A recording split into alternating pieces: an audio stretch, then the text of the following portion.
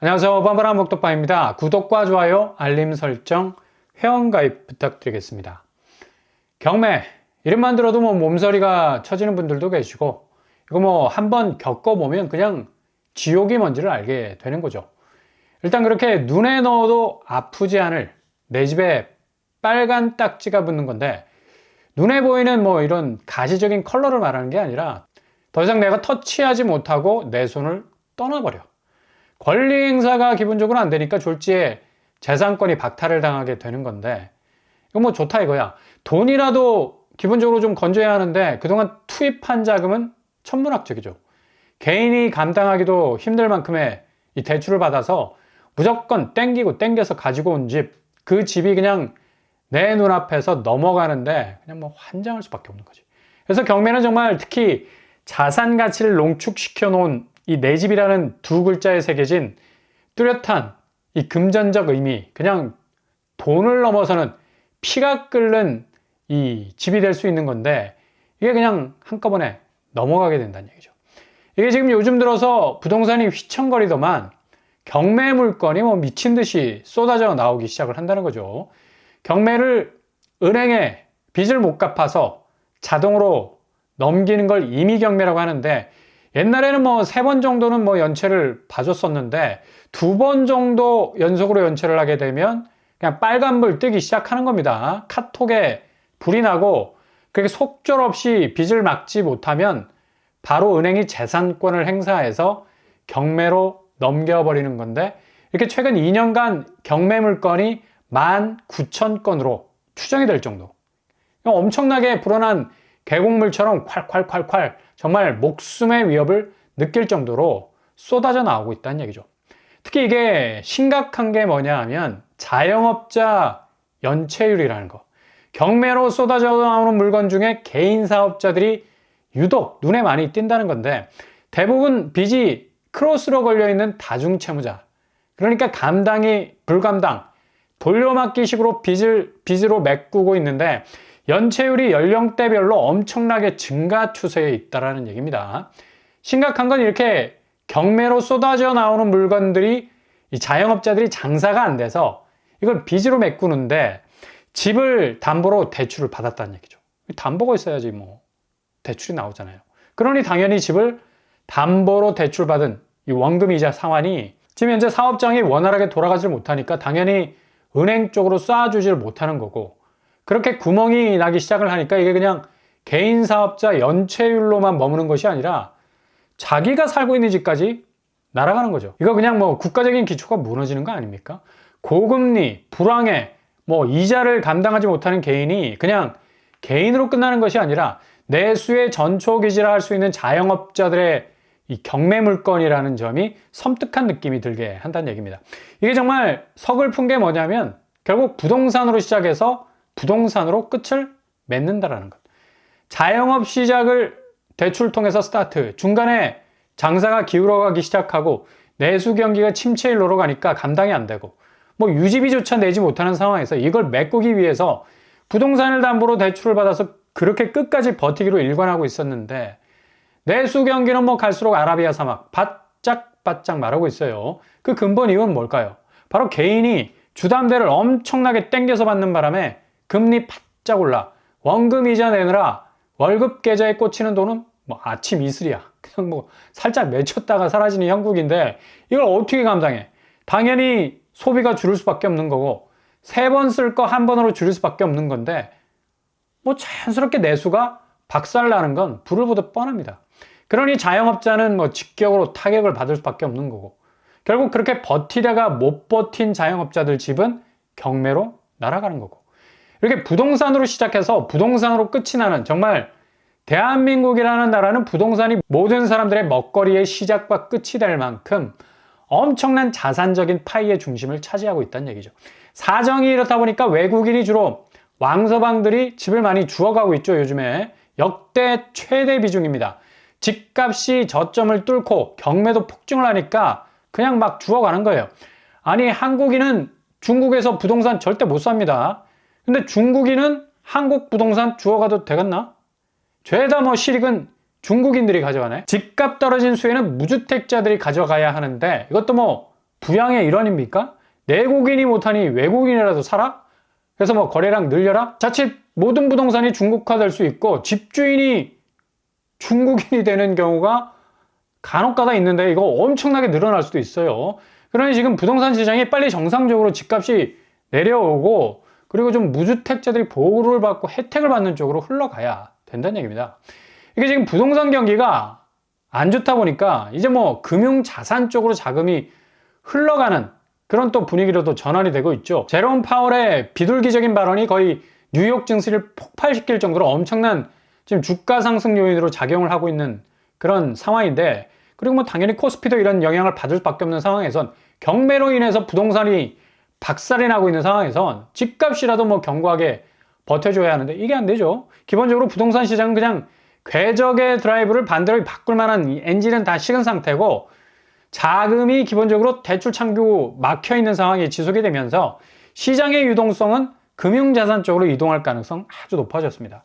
그래서 부동산 쪽은 다시 한번 가격이라는 극심한 이 변동성의 파도를 맞이할 건데, 지금 증시는 살짝 기대감을 키우고 있는 게 온통 정부에서 증시 부활을 위한 밸류업 프로그램을 땡기고 있고, 주가 순자산 비율 PBR이 뭐 진흙 속에 진주를 찾아가는 분위기로 흘러가면서 투자 심리는, 투심은 확실히 부동산 쪽보다 증시 쪽으로 이동할 가능성이 아주 높다는 얘기죠. 그래서 지금 부동산 집값은 이런 증시에서의 기대 심리가 저변에 깔리는 것도 없어서 거의 뭐 앞으로 집값은 4월 이후로 그냥 정신없는 나락으로 떨어질 가능성이 그 어느 때보다도 높다는 게 정설입니다.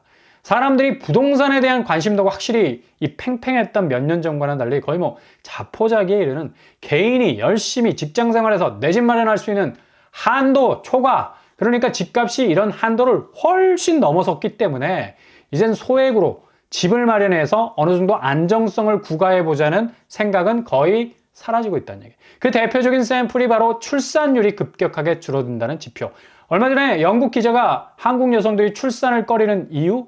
공식적 석상에서 나름 연구한 내용을 공개를 했는데, 아니 얼마나 한국 출산율이 신기해 보이면 성인 2명이 뭐 아이를 낳을 확률이 뭐 0.6명이니까 신기하게도 신기하겠죠. 아니 반인반신도 아니고 사람을 두 쪽으로 쪼갤 수 있는 것도 아니고 한 명이 아니라 절반. 그러니까 뭐 이건 뭐 수치적으로 볼 때 아이를 아예 낳지 않겠다는 걸로 받아들여야죠. 결국엔 뭐 이 기자가 말한 포인트는 구조적인 문제다 이거죠. 아이를 낳을 수 있는 환경도 안 되고, 만약 아이를 낳아도 케어할 수 있는 이 기를 수 있는 테두리도 마련하지 못한다는 얘기. 그러니 당연히 출산율은 전 세계적인 감소 추세의 아이콘이 되어 버렸고, 결국 이건 다 부동산 문제입니다. 부동산 문제. 아무리 이런저런 이유 갖다 붙이고서야 그럴싸한 이유가 될 수가 없는 거고, 일단 뭐 등 따시고 배부를 수 있는 기본 의식주의에 대한 해결이 안정적으로 이 프레임처럼 딱 짜여져야 하는데, 기본 이게 안 돼. 호롤단신 자기 몸을 셀프로 돌보기도 힘들 지경이야. 비를 가려줄 수 있고 바람을 막아줄 수 있는, 그렇게 자연인처럼 산속에 사는 것도 아니고, 기본 내가 먹거리를 해결해야 할 직장 동선이 기본적으로 나올 수 있는 도심에서의 집, 그냥 단촐한 집조차도 비용을 지불하는 데 있어서 자기 전 인생을 갈아 넣어야 할 판이니까 그 누가 결혼을 할 생각을 가질 수 있겠습니까? 당연히 뭐 결혼 자체가 부담스럽고 애를 낳아서 기르는 것도 부담 100배. 그러다 보니까 애써 기존 집에 대한 개념이 완전히 바뀌게 되는 건데, 굳이 뭐 내 인생 갈아 넣어서 집을 살 이유가 없는 거죠. 아니 하루를 살아도 해피하게 살기도 힘든 세상인데, 이모저모 세상의 모든 근심거리를 짊어질 수 있는 그 시작은 바로 빚으로 집을 산다는 건데, 그 고통을 아는 사람은 그게 얼마나 피가 마른지를 알게 되죠. 이게 바로 초반에 말씀드린 바로 경매가 본물이 돼서 쏟아지는 그런 현상과 비슷한 겁니다. 캠코, 한국자산관리공사가 금융권, 그러니까 은행으로부터 매입한 개인 부실 채권이 아파트도 포함이 되어 있는 건데 전년보다 뭐 4배 정도가 증가를 했다고 하지 않습니까? 그만큼 집을 둘러싼 리스크가 계속해서 증가 추세에 있다는 얘기입니다. 이거 뭐 개인이 감당하지 못한 것도 있지만 반대적으로 생각하자면 집값이 그만큼 높아서이기 때문에 발생하는 그런 일이죠. 그만큼 집값이 계속해서 높아졌기 때문에 개인이 지불해야 하는 주거에 대한 비용이 전체 자기 수입의 파이를 벗어나는 범위를 가지고 있기 때문에 여기서 뭐 균열이 일어날 수밖에 없는 거죠. 그러니 부동산이 블랙홀입니다. 모든 문제들을 다 빨아들여서 그 속에서 옴짝달싹하지 못하게 만드는 거고, 그러니 이제 뭐 집값만 봐도 아무 생각이 없어지는 거지.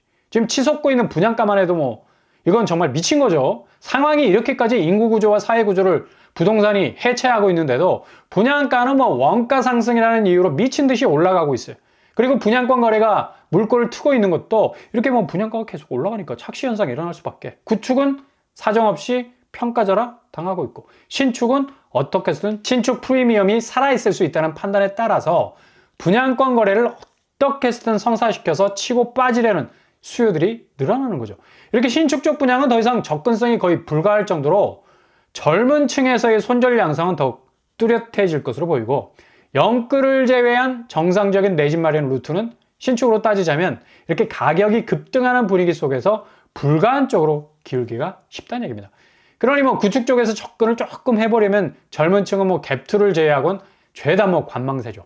지금 신축은 미친 듯이 올라가고 있지만 구축은 하락 부합으로 가고는 있지만 다음 달에는 거의 뭐 시속 게임 될 가능성 아주 높습니다. 그냥 내려가는 데는 어떤 특정한 궤적의 시간차적인 모습을 보이기보다 한순간에 뚝 떨어질 수도 있는 하락세 보일 가능성 아주 많다는 얘기죠.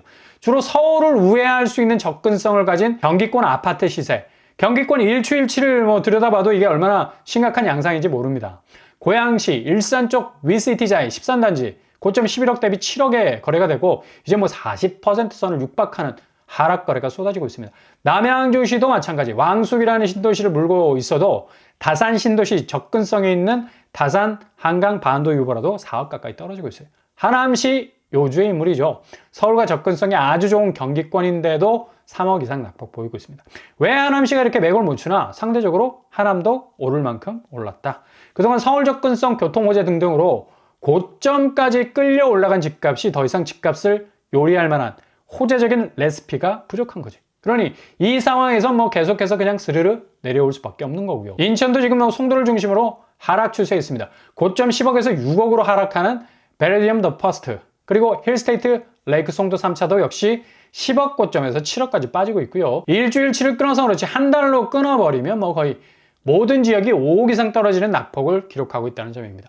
인천은 다시 한번 다음 달 엄청난 집값 변동성의 위기를 겪게 될 것으로 보이고요. 이렇게 경기권, 인천권이 간당간당한 상태인데 특히 신축 위주로 빠지는 양상에 있고, 이유는 바로 신축 분양가가 고분양가를 고수하고 분양에 들어갔기 때문이고, 그렇게 녹인 고분양가에 녹이 쓸면서 더 이상 효용 가치가 떨어져서 집값이 뭐 사정없이 출렁거리는데, 어디 뭐 입지적인 메리트가 죄다 뭐 이전에 분양가 속에 융합이 되어 있던 차에 그 피로도가 높다는 얘기죠. 너무 올랐기 때문에 더 이상 치고 나가지 못하고 이제 그냥 하염없는 하락 전환으로 방향을 틀 수밖에 없다는 얘기입니다. 일요일 서울 매물 증감도 3월 10일자 그냥 8만 건에 딱 걸려 있잖아요. 13만 건의 매매, 전세, 월세 물량이 쏟아져 나와 있습니다. 결국 서울의 매물 증가량은 경기권, 수도권 집값 하락 추이와 직접적으로 연결이 되어 있는 거고, 이미 서울도 머지않았다는 선제 지표인데 경매 증가량과 매물 증가량은 아주 비슷한 함수 관계 가지고 있죠. 그만큼 물건이 시장에 많이 쏟아져 나온다는 거. 물론 뭐 성격은 확실히 다르겠지만 하나는 부실채권, 다른 하나는 급매로 바뀌게 될 물건들. 이거 둘이 서로 다른 양상의 집들이지만 거의 같은 상황을 만들어낼 수 있는 동반 지표일 수 있다는 얘기죠. 일찍이 매물이 쏟아지면 동시에 경매 물건도 쏟아지는 거니까 그만큼 팔지 못해서 안달이 난 거고, 그렇게 결국 팔지 못하면 넘어가는 건 집이니까 결국엔 똘똘말이 집값 하락의 분명한 지표가 될 수 있는 겁니다. 이게 해결이 안 되는 게 결국 개인 소득 감소라는 가장 기저의 집값 하락을 끌어당기는 만유 인력 같은 게 존재하는데, 바로 7년째 런닝머신 위를 뛰고 있는 국민 총소득 3만 달러 수준을 계속해서 유지하고 있다는 것. 그냥 달리기는 어마무시하게 달린 것 같은데 런닝머신 위를 뛴 거니 뭐 제재를 걸으면 할 수밖에 없죠. 이렇게 소득이 줄어버리고 정체가 되는 지표를 가지고 있으니 어떻게 뭐 자금이 선순환적으로 돌 수 있겠습니까? 그냥 그렇게 무리해서 산 집 유지하느라 머리가 돌 지경이 되어버리는 거죠. 아무튼 다음 달 아주 기가 막힌 일들이 벌어지게 될 겁니다.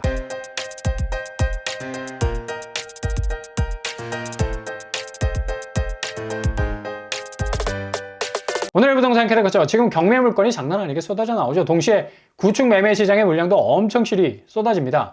이건 두 지표가 함께 가는 집값, 대변동성에 타격을 줄 수 있는 가장 분명한 지표일 수 있고요.